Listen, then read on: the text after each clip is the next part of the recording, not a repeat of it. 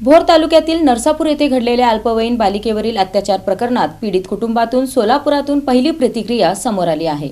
आरोपी भीमराव कांबळे याच्यावर कठोरात कठोर कारवाई करण्याची मागणी करण्यात आली आहे।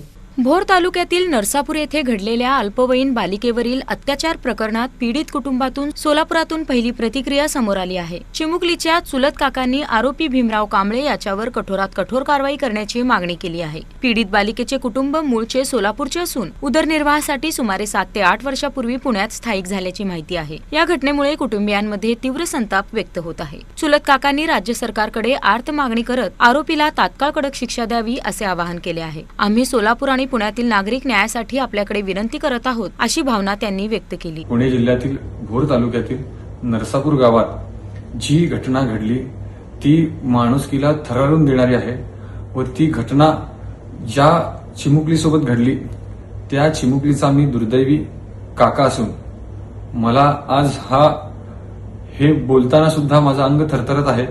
पण जी माणुसकीची हत्या त्या 65 वर्षाच्या भीमराव कांबळे यांनी केली तर ती चिमुकली आज आमच्या घरची असून ती मूळची सोलापूरची रहिवासी असून तर तिचे वडील उदरनिर्वाहासाठी पुण्यात गेले तर पुण्यात गेलेल्या वहिनींच्या माहेरी तिला सुट्ट्यांमध्ये गेलेली सोडलेलं तर अशा काळात तो भीम्या कांबळे तिथे तिला गायी दाखवतो याच्या नावाखाली तो तिला घेऊन जाऊन तिच्यावर 3 वर्ष तिचं वय आणि अशा 3 वर्षाच्या माझ्या अल्पवयीन पुतणीवर त्याने अमानुषपणे बलात्कार करून अवयवाचा चुकीचा प्रकार घडवला व तो प्रकार त्याने नंतर तिचा खून केला व ते खून करून तो तिला पोत्यात भरून एका शेणाच्या खाली दाबला।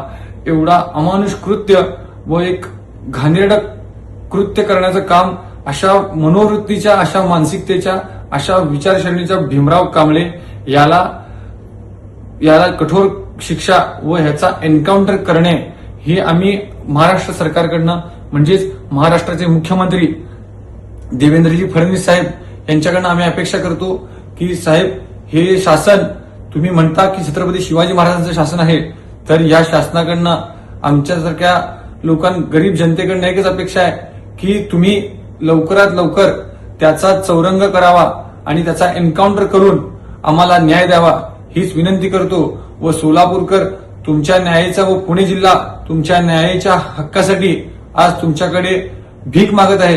साहेब विनंती करतो की आम्हाला न्याय द्या, आमची हीच विनंती आहे, न्याय द्या साहेब। दरम्यान या संवेदनशील प्रकरणात पोलीस तपास सुरू असून आरोपीवर कायदेशीर कारवाईची प्रक्रिया वेगाने सुरू आहे।